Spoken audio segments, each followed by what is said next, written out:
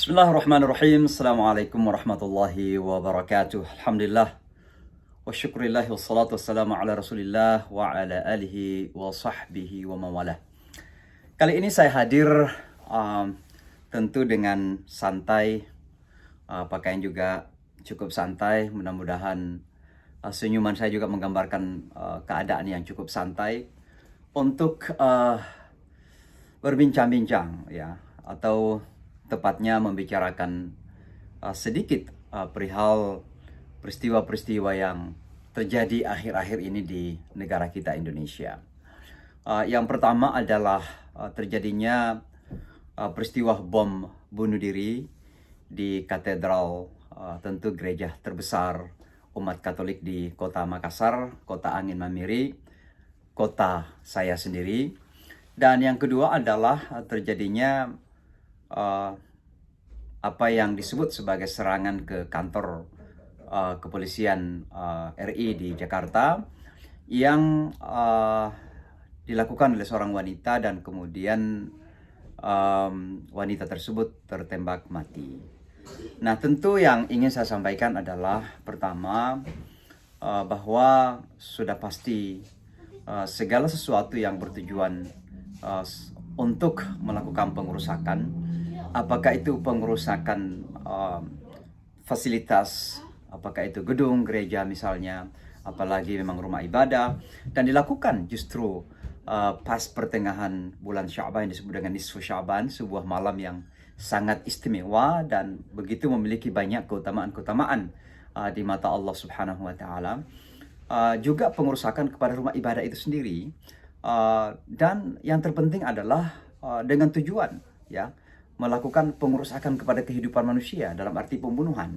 Nah, semua ini pastinya ya dikutuk oleh ajaran agama kita. Dan oleh karenanya saya kira satu hal yang harus kita tegaskan pertama kali adalah bahwa apa yang diniatkan ini, siapapun pelakunya dan motif apapun atau alasan apapun atau untuk tujuan apapun, pastinya tidak akan diterima secara Islam dan secara agama itu sendiri.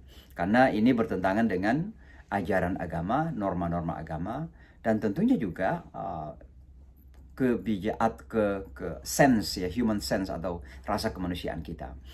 Nah, yang perlu kita sikapi juga adalah jangan sampai kemudian karena adanya pengakuan ataupun kemudian adanya ciri-ciri yang menggambarkan kelompok orang tertentu, lalu kemudian kita membangun stigma ya, apalagi dalam bentuk finger pointing ya, semacam tuduhan kepada kelompok orang tertentu bahwa orang tersebut mewakili agama tertentu atau kelompok agama tertentu.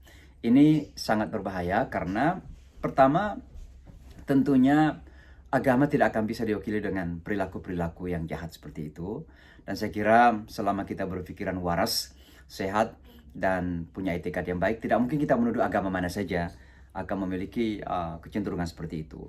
Nah, yang kedua tentunya adalah bahwa kalau kita jujur kepada sejarah ya, sejarah manusia, sejarah agama-agama, sejarah perjalanan dunia kita dan kehidupan kita sebagai manusia, bahkan realita yang ada sekarang ini mengatakan bahwa kejahatan, kekerasan, terorisme misalnya, itu bisa dilakukan oleh siapa saja dan bisa menarget siapa saja. Mungkin kita masih ingat beberapa waktu yang lalu bagaimana saudara-saudara muslim kita di Selandia Baru, di Christchurch City terjadi ketika itu ya, pembantaian orang Islam. Demikian juga apa yang terjadi di beberapa tempat, Sri Lanka misalnya, yang korban adalah orang Hindu. Demikian juga di tempat-tempat yang lain ya. Beberapa tahun yang lalu juga demikian kita lihat bagaimana teman-teman bosnya kita, Srebrenica di Serbia ya, menjadi pembantaian dari kaum Kristen Serbia. Tapi itu tentunya menjadikan kita sadar bahwa ternyata terorisme itu bisa dilakukan oleh siapa saja dan bisa menarget ya korban siapa saja.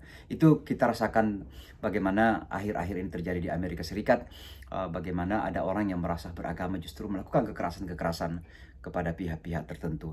Oleh karenanya jangan sampai kita membangun stigma bahwa yang melakukan tindakan kejahatan itu mewakili kelompok orang tertentu atau agama tertentu. apalagi menuduh. Ya, saya kira itu sangat-sangat tidak bijak dan tentunya juga tidak jujur kepada realita yang sesungguhnya.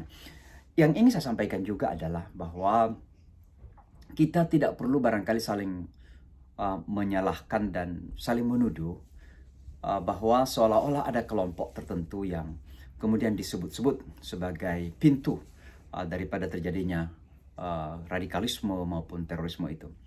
Apalagi penyebutan itu begitu sangat gamblang sekali dan seolah-olah sebuah generalisir. Ya, saya kira sebuah statement, sebuah ungkapan yang sangat tidak bijak dan saya kira tidak perlu terjadi, apalagi kalau itu datang dari seorang yang didengar oleh banyak orang, misalnya seorang tokoh. Ini sangat penting sekali. Kenapa? Karena di tengah suasana kekisruhan seperti ini, saya kira yang perlu kita bangun adalah pertama, kita harus melakukan introspeksi. Ya.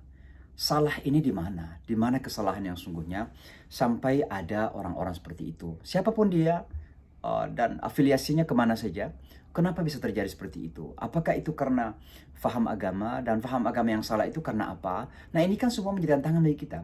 Nah, kalau kita hanya melempar tuduhan dan menyalahkan saja, maka tentu itu bukan jalan keluar. Dan karenanya saya kira yang penting adalah melakukan introspeksi, kemudian kita melihat kembali apakah kesalahan itu ada pada sistem pendidikan kita, mungkin sistem pembinaan keumatan kita, mungkin cara dakwah kita, mungkin dari mana kira-kira celah yang ada. Dan ini penting untuk kita sama-sama melakukan refleksi.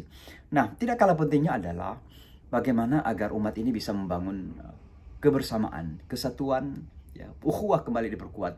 Sehingga kita, umat Islam pertama kali berada di garda terdepan untuk mengatakan bahwa terorisme dan radikalisme adalah musuh kita bersama. Tidak perlu ada di antara kita yang saling menuding, lalu kemudian merasa bahwa kitalah yang paling moderat, lalu kita yang paling Pancasila dan sebagainya. Ini sangat penting sekali. Nah, tentu yang terakhir juga saya ingin sampaikan adalah bahwa seperti yang sering sudah saya sampaikan bahwa jangan sampai kemudian perlakuan seseorang atau sekelompok orang dikaitkan dengan agama lagi. Ya. Saya tidak ingin melihat kalau ada orang putih yang kemudian beragama Kristen misalnya di Amerika melakukan pembunuhan kepada orang hitam atau penembakan kepada orang Asia. Lalu kemudian saya mengatakan itu karena ajaran agama Kristen atau perlakuan itu mewakili kelompok Kristen. Tentu sangat-sangat tidak bijak dan tidak adil saya ketika saya menyikapi seperti itu. Kenapa saya mengatakan jangan dikait-kait dengan agama?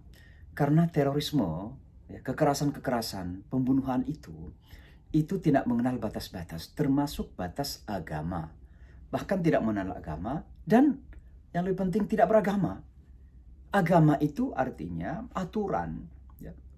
Agama itu artinya sumber kehidupan. Agama itu artinya sesuatu yang menjadikan kita baik, ya, menjadikan kita terhormat, menjadikan kita mulia, yang menjadikan kita memiliki rasa compassion atau rasa kasih sayang. Maka kalau ada pembunuhan, di mana bentuk agamanya? Maka terorisme itu tidak beragama. Dan oleh karenanya, poin yang saya ingin sampaikan adalah, mari kita semua manusia, siapa saja, dan agama apapun yang kita anut, kita jadikan terorisme ini sebagai musuh kita bersama. Dan kita jangan saling menuduh. Karena hal ini justru akan semakin memperkeruh situasi saja. Nah, tentu yang paling terakhir sekali adalah, kita jangan melihat ya, kekerasan-kekerasan, terorisme yang terjadi itu sebagai kekerasan dan terorisme tanpa ingin melihat kepada akarnya. Ya, kalau kita melihat pohon, pasti ada akar. Kalau kita melihat ada air, pasti ada mata air. Nah, kalau kita melihat ada orang yang marah, ada yang melakukan kerusakan-kerusakan, anggaplah terorisme misalnya, yang perlu dan penting untuk kita pertanyakan juga adalah kira-kira kenapa gitu. Maka salah satu hal yang mungkin bisa menjadi jawaban daripada pertanyaan itu adalah karena hilangnya sense of justice di dalam masyarakat. Masyarakat merasa bahwa keadilan itu hilang. Ya, ada perlakuan ketidakadilan kepada sekelompok manusia tertentu yang menjadikan mereka kecewa, menjadikan mereka putus asa, menjadikan mereka marah, dan itu yang kemudian mendorong mereka melakukan kekerasan-kekerasan. Maka penting untuk kita menyelesaikan akar terorisme, dan akar terorisme itu salah satunya yang terpenting adalah hilangnya sense of justice, hilangnya rasa keadilan di tengah-tengah masyarakat kita. Saya kira demikian teman-teman, mudah-mudahan ini bermanfaat untuk kita semua. Sekali lagi, terorisme tidak mengenal batas, termasuk batas agama, bahkan terorisme tidak mengenal agama dan tidak beragama, dan harusnya kita jadikan sebagai musuh bersama kita. Assalamualaikum warahmatullahi wabarakatuh.